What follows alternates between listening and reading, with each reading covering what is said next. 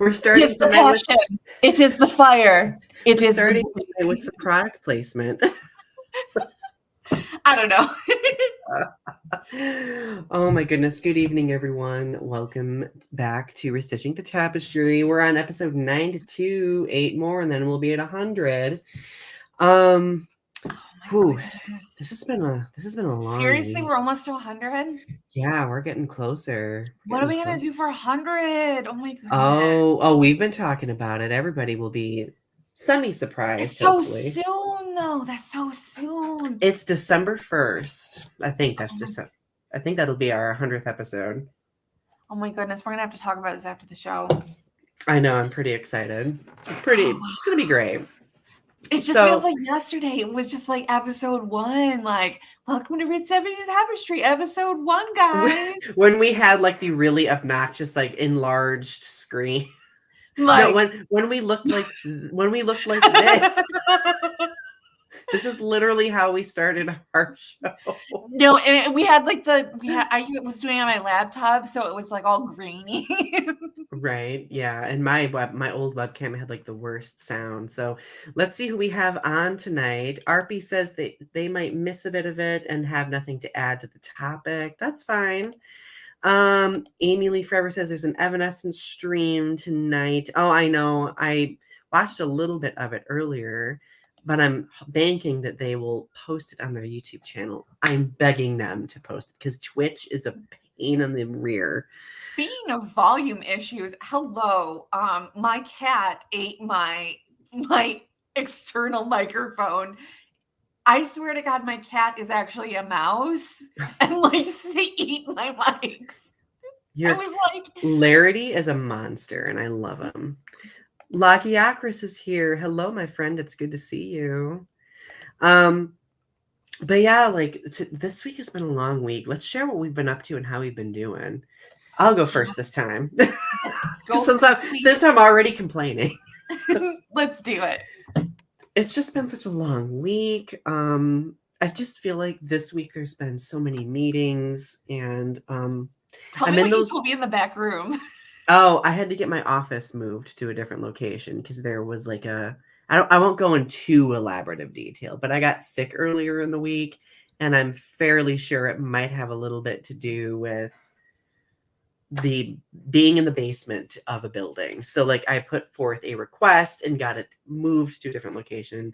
So I spent like half the day moving my stuff and realizing that I had like, it's ironic that we're talking about minimalism tonight because I had a conversation today with somebody about like how my office has fewer things in it than other people. So, but yeah, like that was fun. Sort of, but you know. Sorry, hey. I didn't mean to put you on the spot. I just it is stressful. Like, I mean, being sick last week was really stressful, and it was just kind of frustrating that, you know, it was probably the basement space that I was inhabiting that like contributed to being sick. So honestly, we're just all products of our environment. That's true. That's so true. Oh, and Amy Lee Forever says congrats on the award. Thank you. Absolutely. I commented on your video. We talked about this. I'm so proud of you, Donny, and I really wish I had been there. But you know, you talked about this. It was just kind of a thing. It just sort of happened. But I was like, I'm so proud of you. I was so happy for you. I was full circle moments. It was, and like I mentioned in my video before, like it still doesn't feel real to me because I've always been kind of that person. Like I never would win anything, and I got it in my mind that I kind of like took pride in never winning things, if that makes sense. Like I was just like, I'll always be this underdog, never winning anything, and woo for that. What are you talking about, man? And then I finally get something like this, and I'm just like, a tangible award thing? Like, I don't know how to process. You're so talented, though. Where did you get this idea that you wouldn't win anything?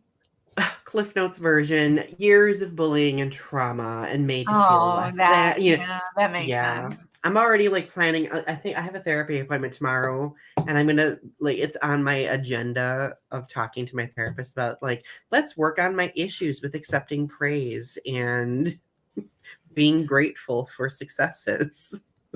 We did talk about that today. I was like, we were talking about an episode idea, and I was like, how can we not turn this into a self-deprecation? Right. Exactly.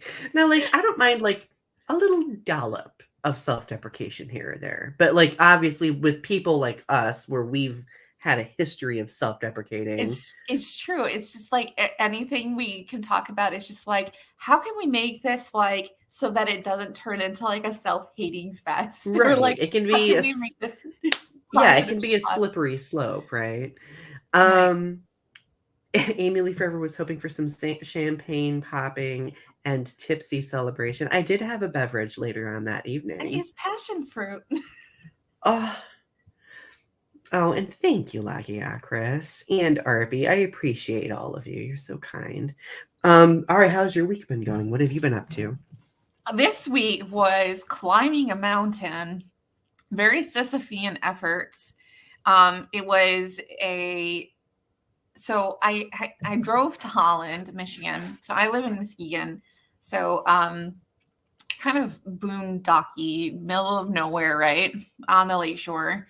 So Holland is from Muskegon is about like 45 minutes away, about an hour away. So I was like, my mom convinced me, got this in my head that that I am a good artist and that I need to participate in this poster contest for the Tulip Festival. And I was like, sure, yeah, let's do this. So for the past like month, I've been making art and I made 2 pieces. And I was like, okay, I just need to drive it down. So I drove it down on Tuesday and I got there 5 minutes after they closed, and I was so upset. I was so upset. I was like, this is the universe telling me that I'm not good enough and that I should do this and all this blah blah blah. And I was like crying and I was like upset and I was just like Mhm. swirling, like whatever. I was like, whatever. So I was like, this is obviously it. So then I was like, I talked to my therapist, and my therapist was like, no, you just didn't look up the time when they were open. You didn't look up the office hours. And I was like, I mean, maybe. I mean, because at the end of the day, for us self-deprecating people, we'll find any way to place blame on our inadequacies that we think we have. Right. So then I was like, okay. So I got up today and I was like, it was like 11:40, and I was like, oh, that's not enough time. That's not enough time. And I was like, no, it's enough time. I'm like, today is the day. So I like got everything together, I like brushed my teeth, and I like drove down like vroom vroom. And I got there at 12:50 and they were open. Woo! They were like, oh, this looks beautiful. This is great. This is gonna be perfect. I was like, yeah. I love that. Scott. Oh my God, Scott. We went to CMU together as well. West Michigan represent. The drive from Holland to Muskegon depends on how much traffic there is in Grand And they're Haven. doing work on the bridge right now. Oh my God. I was just like, I'm gonna get there. I'm gonna get there by the time, because the office closes at 2. And I was like, I gotta get there by 2. I gotta get there by 2. Right. Leo. Hello, Leo. It's good to see you. Nope, you're not too late. You're just in time. How have you been? Hope you've been doing okay. Lagiaker says, I've been working on my book some more recently. Still no new videos on the channel for it, though. The first arc is going to probably be testing grounds mostly. Nice. Amy Lee Forever says, so you guys all have therapists. How minimalistic of you. You know, you can't. We're all a little crazy. You can't deal with this amount of crazy without having therapists. I tell you what, therapy has been so helpful for me the past 2 years. Like, I don't know. I'm kind of at this point in my life where I've been like, what have I been doing? Why haven't I had a therapist longer? And I had a conversation with my therapist last time where I was just like, is it okay that I've been like one of your clients for 2 years? Like, is that too long? And she's like, "No, like, I've been with my," like, because my therapist has a therapist. She's like, "I've been with my therapist for a decade. Like, you're good. Like, you're good." So I feel like I would have gotten through my 20s a lot better if I had had a therapist. I feel like same. all of the stuff that I had dealt with in my 20s, if I had a therapist, like if I had had a therapist through college, oh my God, how much easier I would have broken up with I would have broken up with Kevin like so much. Ooh, ooh, all of Yeah. that. Ooh, Yeah. That would have been abbreviated at a certain point, right? right. So, okay, so I'm gonna go over the show's mission statement, and then we're gonna do our current events snapshot. La da da da da. Okay. We live in a dynamic society where social media shapes us by creating greater opportunities for connection. It has led to a developing understanding of the adversity many marginalized communities face, the powers causing the adversity, and those who act as bystanders as atrocities take place in real time. Our goal with the show is to make connections and have challenging conversations about social topics, current events, pop culture, and art. Together, let's weave the threads of understanding with what privilege we have in order to learn, educate, and create in a world that's growing. Perfect. So, yep, Leo's excited. It's been a while since Leo has seen praying hands. So, I'm excited to talk about our whole topic tonight, but I am kind of like really wanting to focus on like what's been happening. So obviously, let's talk about like the planet crumbling dystopian terror that's been happening. And that is the fact that Russia has, escalated things with Ukraine again. And they are now instating a draft within their country and expecting citizens to fight now, which is kind of Are you serious? unsettling. Yeah. Yeah. And there's been massive protests throughout the country and everything, and it's kind of really scary when you think about it. So, Well, I hadn't been paying attention. So for me, I I just signed up for this app called Slowly, which is like a pen pal letter writing app. It's supposed to be like you don't get it's not like text messaging. You don't get letters every day. Like it's supposed to be the slow getting to know people and I just messaged somebody from Ukraine and I was like, you don't really hear about stuff happening in Ukraine anymore. I'm like, I hope everybody's okay. Like, I hope you're okay. Like I'm been really concerned because like I just don't hear anything in the news about Ukraine anymore. And I hope that Russia is not like continuing to attack Ukraine. So that's really interesting that you've mentioned like Russia, like with all of that, because I just like they just sort of like dropped off the radar for mhm. as far as like current events. So like are they so they're drafting citizens because they just don't have enough people like because last I heard that they weren't even paying their military from what I had Mhm. heard is so they're just trying to draft people, but they're not going to pay them or I anything don't like that. I'd have to research that. I don't know those specific details, but all I know is that it's kind of caused like this mass hysteria. And Amy Lee Forever adds in that people in the country over there are paying like thousands of dollars for airplane tickets just to get out because of this. Um, yeah, it's just really disturbing. Other news that's been happening. TikTok blew Adam up. TikTok blew up. Adam Levine, the lead singer of the I call pop band Maroon 5. Because they They're call themselves rock, and I don't think they're rock, but that's just me. But anyway, um, apparently Adam Levine has been accused by multiple women of essentially Indiscretions, like indiscretions, which essentially are sexual assault. that cheating on his wife, etc. And of course, the internet's been galvanized. Like, some people are like, well, this is her fault for doing this. Other people are like, well, he's the married man. He knows better.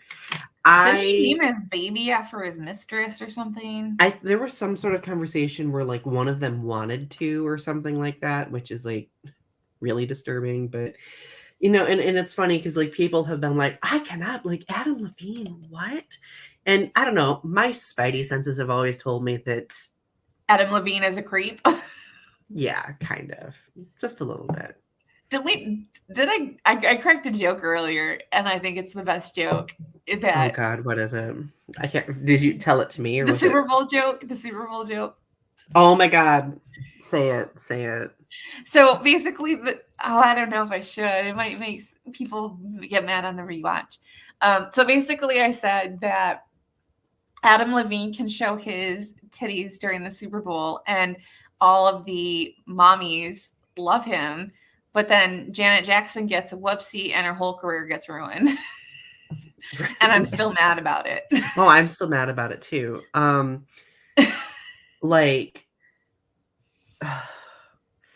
so Janet Jackson, I love Janet Jackson, and honestly, like, for her, it was like deliberate. It wasn't even really a whoopsie. Like, literally, Justin Timberlake ripped her top, literally.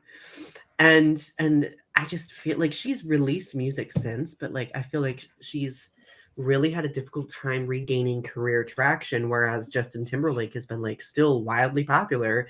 And to me, and I know we were talking about this before too, that the fact that this disparity between Janet Jackson's situation, but then like Adam Levine being over here doing what he does, playing crappy music that's not even very good. It just goes to show you that there is still a lot of sexism in the entertainment industry and the spectators and consumers of the entertainment industry. So I heard somebody on TikTok reviewing his music, like lyrically, like going through his lyrics word for word, and it's just it's the worst. It's literally like a bottom line, just like the most misogynistic patriarch. Like, it's supposed to be like catchy tunes, but it's just like it's the most lazy writing you can think of.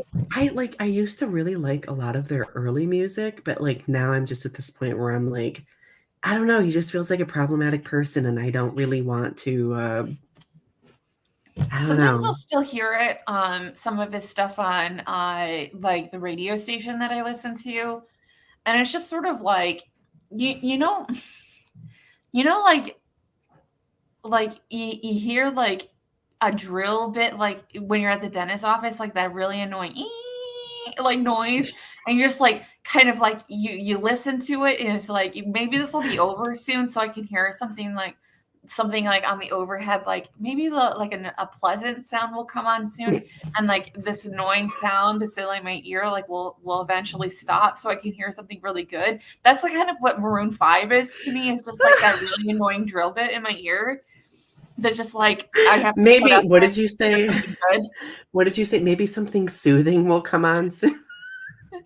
It's just the like way you described that was it's so an annoying funny. buzzing in my ear that I have to put up with to listen to the good music on my radio station. It's just like you have to. It's just like the downside of having.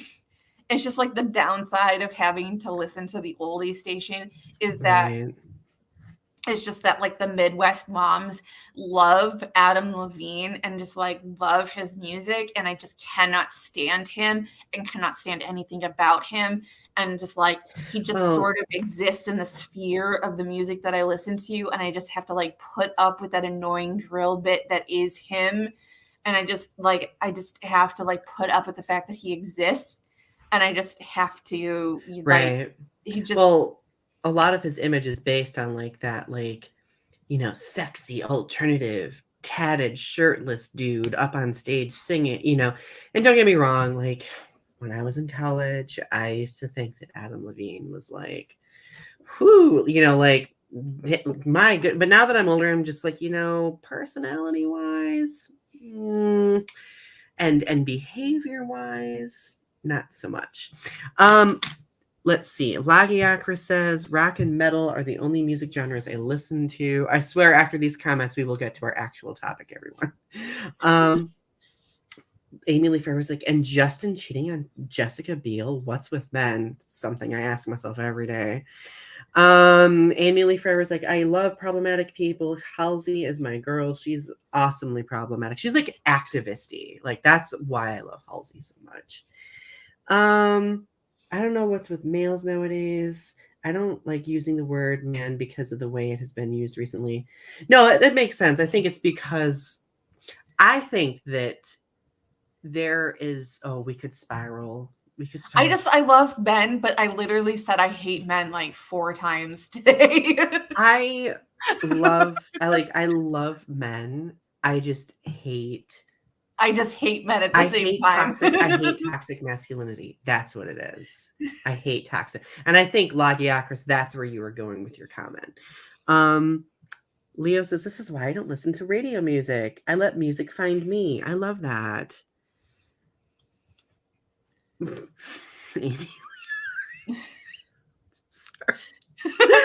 Oh, I almost read that and it was so funny.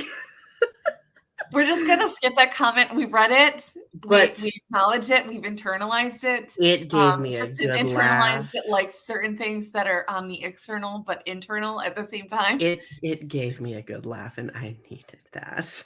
Okay. Thank you so much, Amy. Believe forever. So, minimalism versus maximalism. Is it minimalism or maximalism to grab?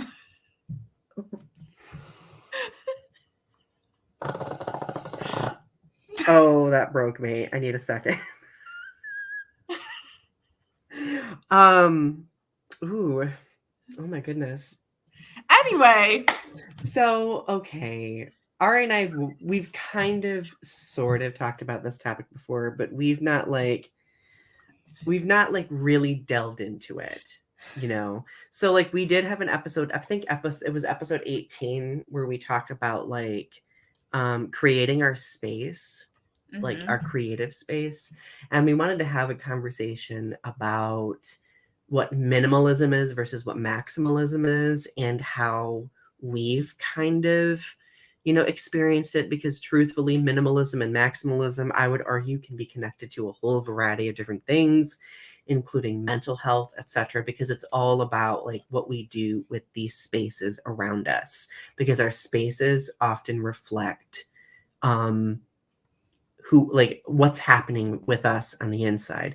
So I think before we really get into it, we should probably define what these are. Like, Ari, how would you define what minimalism is? So minimalism isn't just a matter of like having, it's not just having the least amount of stuff.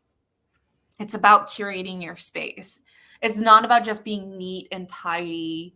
Although there are some people in the minimalism sphere who are just like, get rid of all of my worldly possessions, get rid of everything. I'm only having 100 things or whatever. So those people are pretty extreme. But it's about like curating your space and treating your items as like precious items. Yeah. It does not mean anti-capitalist in the least. There are certain people who are very anti-capitalist, but there are extremely wealthy people who spend a lot of money on certain goods, who will spend thousands and thousands of dollars on just a lamp. Right. Yeah. And Amy Lee, we'll get to your question in just a moment. And so I think that's a very good definition. I like to add some context. I did find a source from Harper's Bazaar that talks about minimalism versus maximalism. And they kind of like establish the history of minimalism a little bit. And they say that The term was originally associated with the art scene of the late 50s. The aesthetically pleasing art of simplicity was a reaction against the abstract expressionist movement of the 1950s, which the minimalists thought was sentimental and pretentious. Instead, this new wave of artists thought that art should not refer to the artist's emotional state. It should be stripped of external motives and meaning and be evaluated as a piece of art and nothing more. And now today it's evolved into an umbrella term that also includes like ways of dressing, types of interior design characterized by order, simplicity, and harmony. Some common characteristics might include like white aesthetics, some like certain types of bright colors, bearing some contrasts. Essentially, I would say that the definition also includes like decluttering and like making it like this habitual process where people go through their items and determine what they really want versus what they don't want, you know. Amy Lee, you asked, can one be a minimalist and a hedonist at the same time? Absolutely, 100%. Yeah, I would say so. Like you can live a fulfilling life Do you and know who I be would consider to be a minimalist and a hedonist at the same time? who? Steve Jobs. Mm, Absolutely 100%. yeah, I would say so for sure. I think there's a lot of like really famous celebrities who do get to the point where they become a minimalist as well. If memory serves me, isn't Keanu Reeves a minimalist too, or would I wouldn't probably? I wouldn't consider Keanu Reeves a hedonist though. I would say he was a minimalist, but not necessarily a hedonist. Mhm. Yeah. So to provide some contrast, maximalism, like how would you define maximalism? Um, I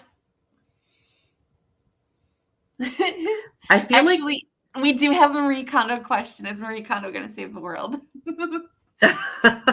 we are going to talk about Marie Kondo, trust me. How can we not talk about like spaces and not talk about So celebrities or famous people are so weird because they're minimalist at the same time as being maximalist because they have these huge overarching spaces, like you have these like McMansions, but at the same time they'll have like these houses that they have like apartments where they just like have nothing in them. You know what I mean? Like right. they'll have like these condos and like nothing in them. Like they'll have just like a lamp or something. Or then you'll have like these huge mansions where they'll have like bookshelves of like a billion books. And so it's like it's so weird. You know what I mean? Like Right. it's so like maximalism is like filling every space, every nook, every cranny with knickknacks and paintings and furniture and My grandmother on my mom's side was a maximalist. Like she had a small house and literally there was not a single inch of her wall space that was not covered in some decoration. But see, like and to provide that added context like I did with minimalism, essentially as the goal that maximalists want is to lift spirits and provide inspiration. So like this article says that maximalism pushes boundaries and challenges rules, and in doing so provokes an emotional response. Um, it's all about surrounding ourselves with things we love that make us feel a bit happier, more glamorous, and joyful. Let's see what else. Maximalist interiors are all about making homes feel inviting and comfortable, from soft lighting to rugs skimming floors. Ultimately, the space is designed to prompt conversation and evoke immense personal pleasure. And Bonnie, are you a maximalist? me, okay. Well, we'll talk a little bit about that. Like, I think I do have some maximalist tendencies, but ultimately, based on that definition as well, like maximalism, like when people, if they're minimalist, they might stick with one, type of style or design. Maximalists will include multiple ones, even if they are typically seen as conflicting with one another, right? So is maximalism sort of like Victorian, like stuffed to the brim? I would say so. Like, I honestly, based on what I've read about it, I would say so. Now, the article does go on to say, in the past, maximalism had a bad rap because it can look like spaces have been decorated by someone who has slugged back 7 cups of coffee while nursing a hangover. This article is funny. It was associated with chaos, mess, thoughtlessness, and disarray, and it felt jarring.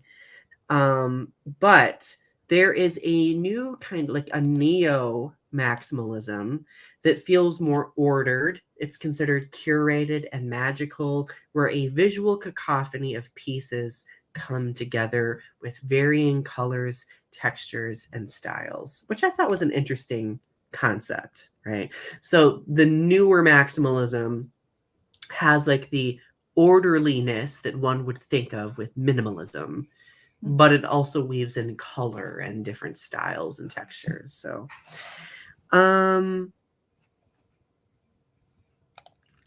Emily says, I've never heard of those definitions. I'm a maximalist to a minimum. I love that.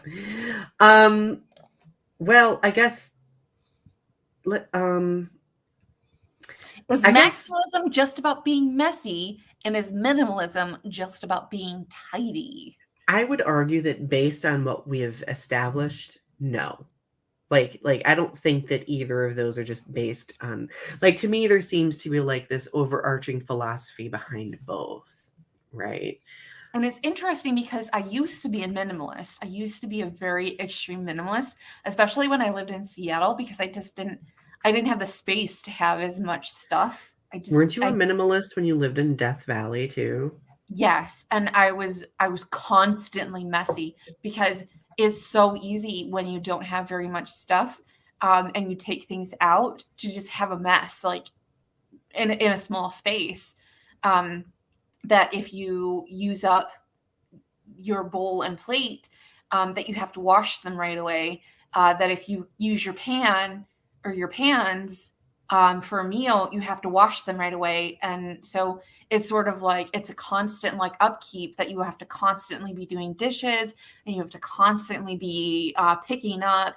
And it's a constant, like, especially because the spaces I lived in Seattle and in Death Valley, like they're much smaller than the spaces I have now for it to look messy and look dirty. So it's funny that minimalism is about being tidy, because I always felt like those spaces were dirty.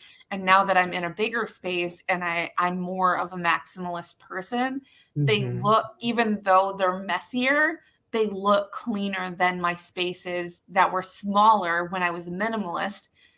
Those looked dirtier than my bigger spaces look now.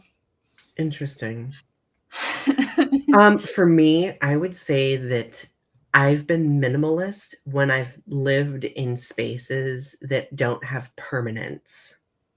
Like if I've like rented an apartment and knew that I was going to be moving, or, you know, like sometimes office spaces, like at work, like I'm kind of a minimalist because my philosophy has always been about like decluttering when it comes to minimalism. Like if I'm going to be in a space where I'm expecting to move or something, having more means more work and more stress and more frustration. But now that I've been kind of a little bit more settled, like I've kind of allowed myself to accumulate. And I would argue that at this point in my life, I am a baby maximalist. In the sense that there was like a bug, I'm sorry. Like for example, like if my office has like a lot of stuff in it, like but not like, in my opinion, not like too much. Like some people might think that me having a rug on the floor, I don't know if you can see the rug, but me having like a rug on the floor conflicts with like the style and decor of my office, but it matches my walls. So I was just like, well, color wise, you know.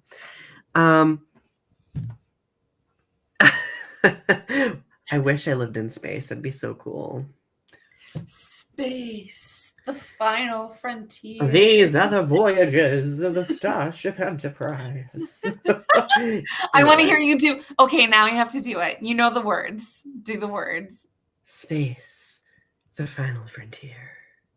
These are the voyages of the Starship Enterprise. Oh, what's the rest of it?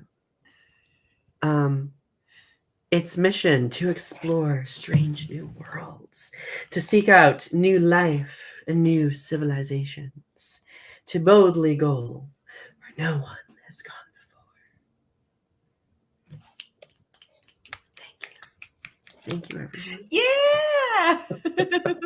Oh, I needed that dramatic reading of a Star Trek thing. Anyway, see, I went to space there in my brain for a second. So, now, I think my partner would argue that I'm an obnoxious maximalist because, like for example, like he's very particular about like having some decor but not too much decor, and the decor has to like be in a theme. Whereas like for me, like I'd have like, you know, a brass fixture, a lovely lamp, a painting of Mothra on the wall, but also a, you know, Victorian-esque piece of art. You know, I don't know, I think my inconsistency overwhelms him, but I want him to have more of a maximalist, like pepper some other things in there kind of a philosophy. So I like your plants aesthetic. Like, thank you. I definitely like, that's one thing we do share. Like we both love books and plants. So like, yeah. I mean, Ari, you saw our prior house when I had like the huge sunroom. that was so beautiful though. Oh, and it was always the most popular. Like everybody loved it. And now because our house is smaller, like the plants are like separated in like different parts of the house and stuff like that. So yeah. We are in fact a space cult now. sounds good to me. At least that'll give us some hope for the future, right? So if we're a space cult now, are we a maximalist space cult or a minimalist space cult? Maybe we could create like a third option. Min-max space cult? A spatialist. Do we worship plants? We definitely worship plants. Oh yeah, we do. We definitely do. Like it has to be spider plants because we have to spread our seed around the galaxy.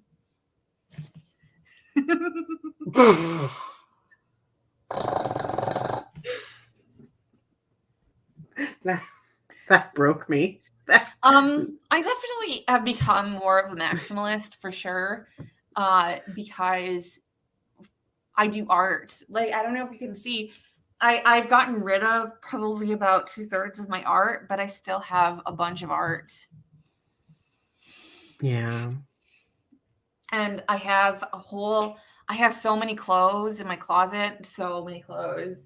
And most of this apartment is all mine now. It's a 2-bedroom apartment. I'm a maximalist. It's just how it is. I have a 4x4 cube of a library of books. I mean, I'm a maximalist. I don't know how I've gotten to this point. And I mentioned this. How does society and capitalism affect the ability to influence the idea of curating a space? What I really was trying to go for is people give you things for Christmas, for birthdays, for holidays. People, and like sometimes people just like, I just got this. Let me see. Hang on just a second. Well, while you're looking for that, like, yes, like I am the person like where as I've gotten older, like I've gotten like very housey gifts from people, and I'm kind of just like, oh my God, like what am I supposed to do with all of this stuff? So now I just tell people like, get me a gift card, take me out to dinner. I don't care. And thank you, Arby. That's very sweet of you to say. So my mom just went to Ship Shawana the other day. She got me socks, right? I've literally not heard of Ship Shawana in years. And she bought me a bag. Oh, that's cute. But the point is, when you're curating your space, when you're curating your things, people will just give you stuff randomly. Oh, I went to the city. I thought about you. I bought you. How do I need all of these socks? Do I need all of these? I mean, the thought is like nice, right? But it's like now we're at this point in our lives where we literally have to be like, do we have space for this type of thing? Like somebody a couple of weeks ago like wanted to get rid of like a plant, and it's a tree. Like and you know, Ari, like I have trees. Like I love trees. Like those are some of my favorite plants. But this was a huge tree. Like it literally. And it's like curating your space. It's like, do I have room for this? Right. And me turning down a plant is like severing a limb, basically. But yeah. I did paint those. I painted all of those. These paintings behind me, these are the flashbulb series. I think I mentioned this on my channel. Do you mind if I digress for a moment? No, go for it. Go for it. Artwork is part of aesthetic. I don't know if I should talk about these because I don't maybe I shouldn't talk about them because they're from when I was in the mental hospital. The lights are from when I was on risperidone, and they're when I was tied down from like being tied down to the table because I was because they tie you down when you're crazy. So it's my interpretation of being really high on risperidone and all the separate occasions that they two separate occasions. These two are from, this one's from Seattle, I think. These are from Seattle, and these ones are from LA. From when I was unruly and they tied me down to the table. And you weren't crazy. You were having a manic episode. I mean, crazy manic episode is all the same. Now, like, do you know what I really miss? I miss your painting videos on YouTube. Oh. Like, I don't know if anybody remembers, but Ari used to do like these painting videos where like you would get on for like an hour, you would like stream and you would just paint. And it was like so relaxing. Sometimes you would like talk while painting. They are slightly erotic though, because there is, it is, I mean, they tied me down. It's got erotic elements too, because it's like, there is an element of being tied down. It's like, it's not fun, but also at the same time, it's like, there is an element of BDSM to it. Right. But it's not, it's at the same time, it's like, I'm conflicted because I'm like, this is not sexy. But at the same time, it's like, I have at times felt that being tied down was a sexy thing. So it's like, this is a very conflicting feeling. Right. Yeah. So I can understand why you might find that sexy, but it's like, yeah. Well, and I'm like, yeah, it's always contextual, you know? Yeah. And metaphorically speaking, one could interpret that in a few different ways. But I think that's why I didn't want to. It's because that's why I was like, oh, I don't know if I should talk about this because I don't want to ruin people's perspective on it. No, it's interesting though, because what we do create and what we do fill our spaces with might have symbolic meaning of some sort, and I think it's valid to bring that up. And then Amy Lee Forever says BDSM is often misunderstood. Nothing bad about it. Agreed completely. So, are there any extremes to minimalism and maximalism? What do you think? Heck yeah. I think that people sometimes take maximalism to an extreme and stuff their spaces, and I think that it does get to the point of where it will be considered hoarding, that it does get into that hoarding where it's like, oh, I'm just a maximalist, and it's like, you can't walk through your house. There's a problem. And it's like, yeah. It's like, so I've in my therapy journey, I'm bringing us back to therapy again. In my therapy journey, I've discovered that I harbor quite a bit of trauma because of my family and the way they have exhibited maximalism. Like my parents, mostly because of like mess, clutter, like filling up space with like disarray. My grandmother with like her house, her small house full of so much stuff. Like my grandma had enough Christmas stuff to open up her own like TJ Maxx, basically. She had like 4 Christmas trees, like dozens of of garlands. She had like one of those ceramic village sets so large that it would fill an entire room. And on top of that, she had like shelves and shelves of ornaments, figurines, cabinets full of crystalware. Um, she had things hanging from the ceiling. She had like just a couch that was never sat in because it just was consisting of like just her doll collection. Um, so I like think people who are related to the people who are maximalists like that, though, that are not maximalists but hoarders, I think that they go through a trauma of their own where they will get rid of everything that they have and become minimalists to the point of where they will get rid of everything and have literally nothing to the mhm, point of where it will become a trauma in of itself. Um, and so they will have zero things, like they won't even have like furniture sometimes because it's, and I think I went through this too where I would be like, oh, I have too much stuff, I have too much stuff, and that's why I like kind of feel this guilt now of having things. It's like it's always that guilt of like, because my mom would have too much stuff in her house and she would, it was almost like hoarding tendencies. It's like I'm a child right. of somebody who had that hoardingness. It's almost like I can't, it's almost an itch of like, I have to be a minimalist. I have to be a minimalist because if I have too much stuff, I'm gonna be like my mother. I'm gonna be like my mother. That's been that, and Amy Lee, that's part of what my trauma is too.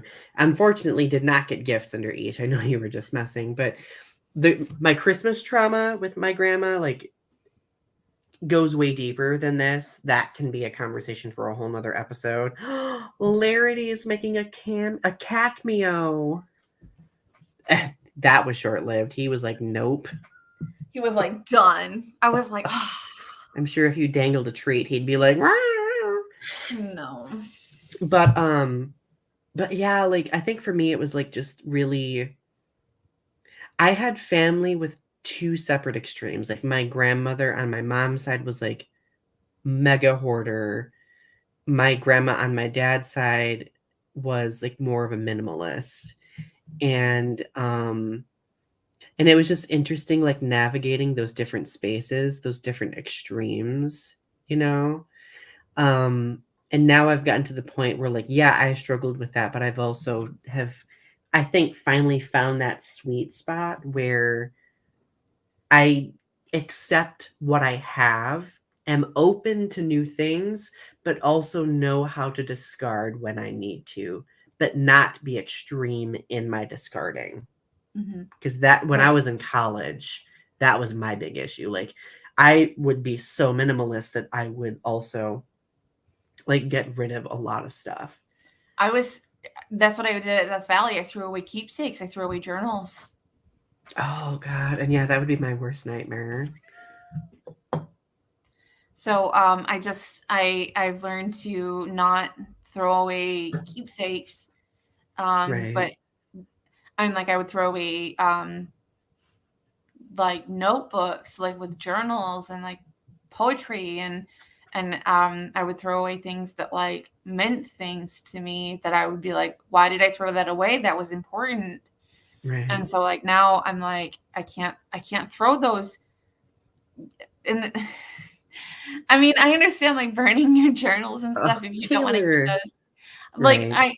I things that like I wish I had kept my September 11th journals, Yeah. my journals from when I was in 8th grade, and the Columbine journals. Mhm. I wish I had kept those journals. I I have one journal that I remember discarding that I really regret.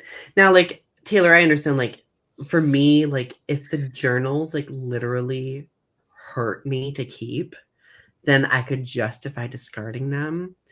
But for me, like I also view journaling as kind of this sustaining memory that I will always have regardless what happens, you know. So like it's very sentimental to me too.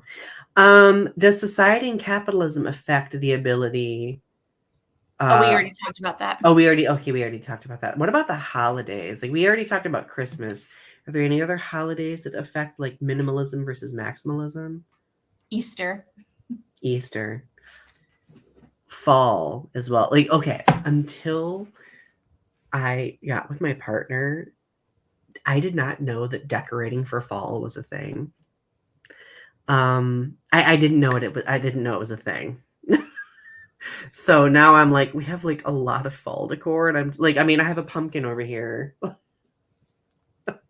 now I'm getting into it though, so it's like, So I had a hedgehog that said it's fall, or like I'm excited for fall. Little hedgehog with a fall decor thing on it that I had on my wall for a whole year. And this summer I finally took it down. And so I'm afraid to put it back up because I'm afraid I won't take it down again. were you like, oh, it's not fall right now? Why is this still?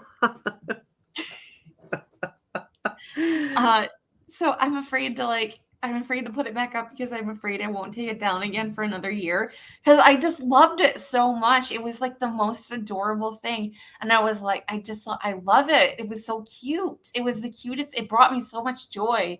And I was like, I just want to experience that joy all year round. And I was like, it's fall decor. Why am I watching this in spring? Right? Just okay. Another point of context with my grandma's Christmas decoration obsession. At one point, she got tired of having to put up and take down her Christmas trees, so she left them up for like a decade. You know what? If you can leave your Christmas tree up and just put all of the season's decorations up, like little hearts for Valentine's Day, little You Easter. know, yeah, and you know what? At the end of the day, like I've accepted and celebrated the fact that Christmas filled my grandma with joy. Like I think Christmas kind of was like a safe harbor for my grandma in her own trauma. So like I've gotten to the point where I've accepted that and I'm just like, you know, okay, like this was her comfort and that should be respected and celebrated. Taylor says, I found that I was holding on to ideas I had left in them, but when they were gone, I was more able to move forward. That's Fair fair. enough. Fair enough. And then also with regard to fall decor, I don't think it was a thing until the last decade. That's fair too. Leo says, I still need to work on my lyric journal more. And the fact I've been putting it off, though, tells me I'm moving on from my trauma, but I want to be able to complete it because it's not even halfway filled. There's also that pressure with regard to completion. I think that's also something that I connect with a lot. When it comes to like maximalism, like I will, and Ari, you might be able to relate with this as well because you know that I do this too. But like, I will get interested in different hobbies and kind of like collect items associated with that hobby, but never finish anything. Junk journaling. You immediately knew what I was thinking about. Junk journaling, scrapbooking for me, because like early this year, for some reason, there was like a little spark in my mind where I was just like, I'm gonna. Do you still have the book that we have started together with? Oh yeah, I've actually written in it since too. So Ari and I had like this journal that we were like sending back and forth, kind of like a just a mailing journal. I wasn't sure if I still had it or if you had it. So No, I have it. I'm so proud that I actually had sent it to you. Yeah, well, like I need to get my poop in a group and send it back to you with some stuff because I have like a whole thing of new sticker. Like, yeah, like when I really got into junk journaling, like I bought like a whole tub of like stickers. So like I have like way more stickers than I probably should have. Are there any hobbies that you've gotten into that like you've just collected stuff over the years for but have not finished anything?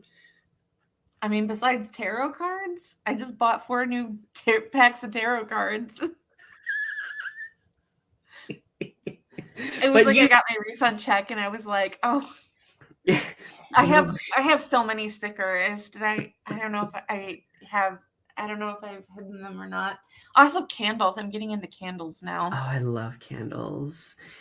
Taylor says it's hard to be a maximalist as a multi-crafter because I wouldn't have room for all the supplies for all of my hobby. Yeah. So I was like, that's kind of why I wanted, like, did you hear?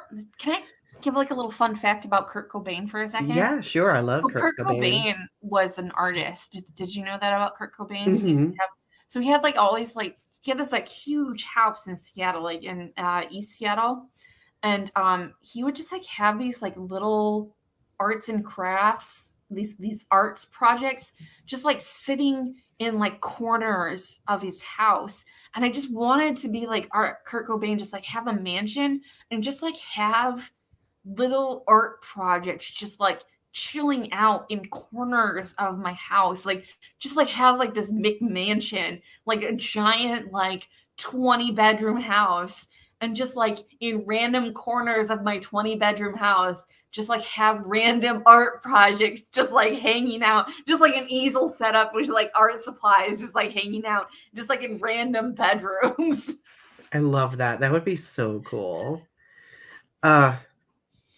Taylor says your new hobby is reading my smut. It is decreed. I'll read your Leo, smut, Taylor, for sure. Leo says, Ari, you would love to visit the Yankee Candle flagship store. I literally just, it's not Yankee Candle, but I went to Bath and Body Works the other day and bought so much stuff. Oh my So God, no. Don't even get me started. Amy Lee Forever says, oh, I'm like that too. I'm totally superficial with hobbies. Manga, rock climbing. Rock climbing's too physical for me. I wouldn't do that. But that's not manga. That's Krav Maga. oh, I That's thought it Krav said Maga. manga. Oh That's my Krav Maga. God. That's like that's Israeli. This Israeli street fighting. I don't have my glasses on. I'm sorry. Not manga. Krav Maga.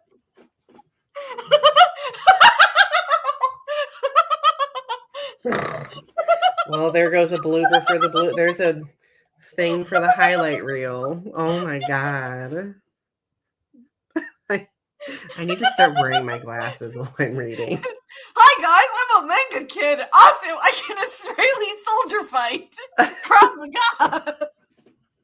I'm sorry, Amy Lee Forever. I did not mean to misread that. If there was ever a foot and mouth moment, Donny, you just had one.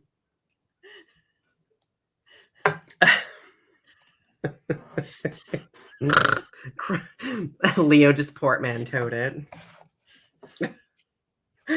Oh, what a day. What a day. You're done. That was the best. That was a classic, ridiculous moment on my part. That was great. Perfect way. What happens when you get into a shared living space with someone? How does that affect you? Ooh. It affects a lot. For example, my Godzilla art does not spill outside of my office.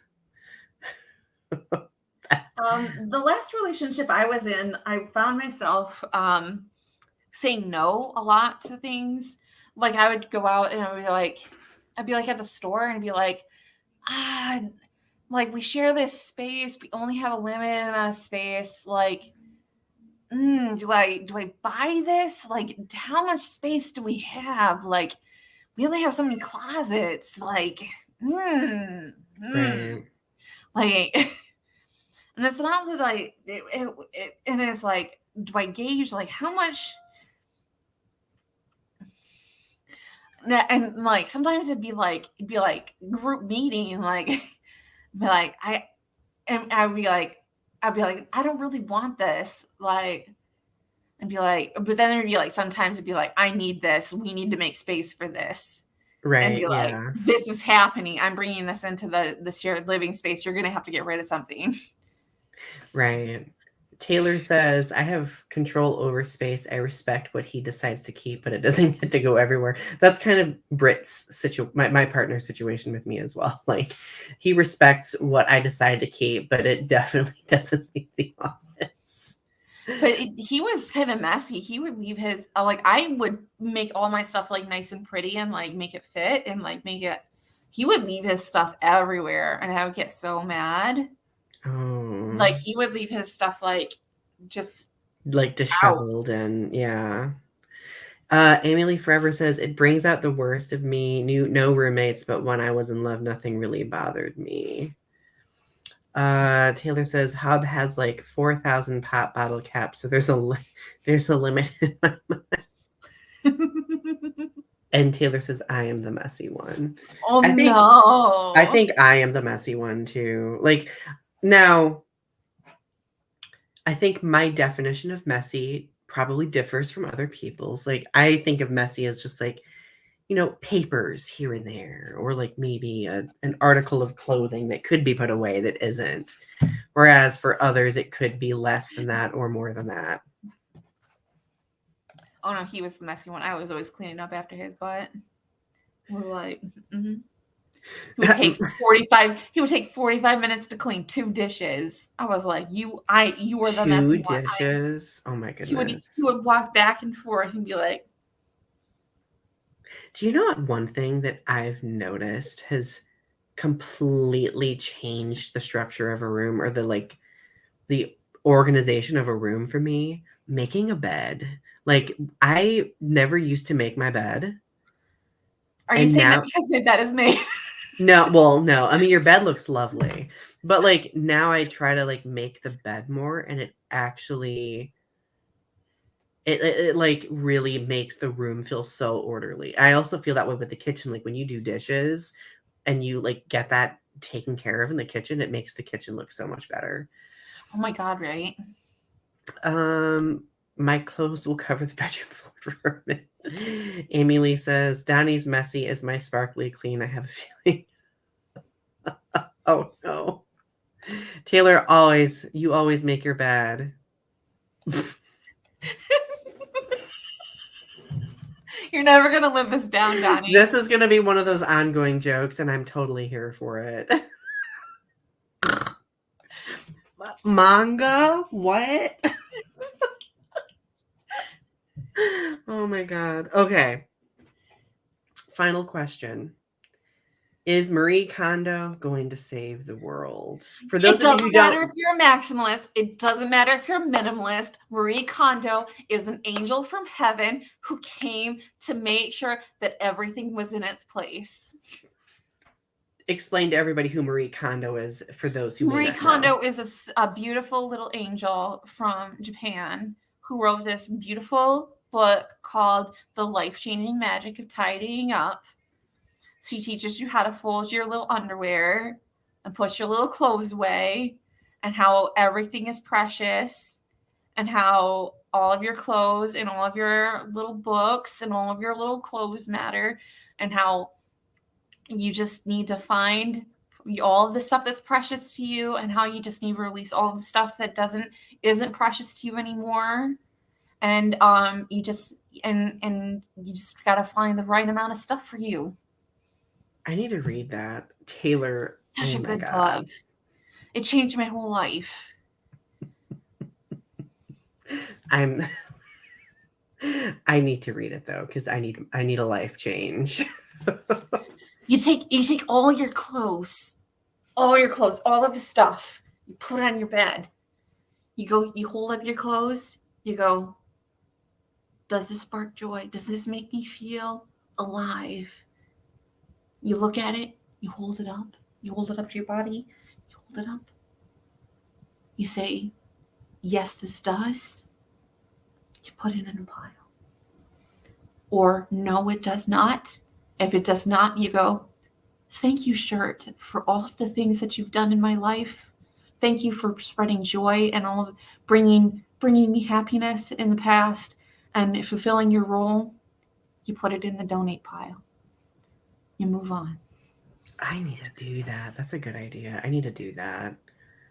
Taylor says that We are really going ham with it.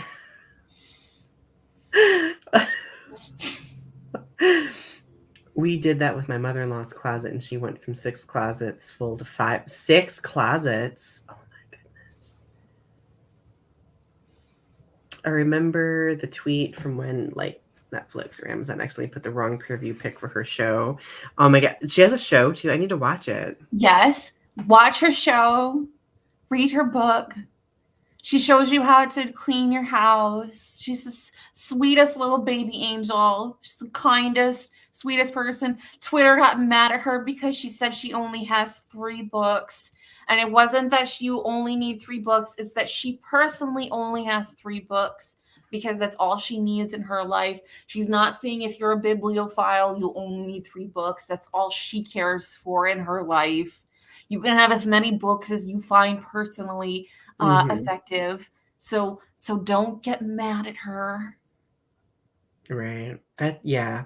I think so. To finish things off, because we're essentially concluding, it's okay to be a minimalist. It's okay to be a maximalist, so long as your space fulfills you and is a reflection of, you know, the joy that you want to experience in life.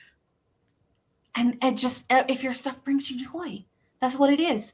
Yeah. If it brings you joy, if it makes you happy, if it makes you fulfilled, if it gives you what you want out of your life, it doesn't matter if you're a maximalist, it doesn't matter if you're a minimalist, it doesn't matter if you're a min-maximalist or a max minimalist or whatever.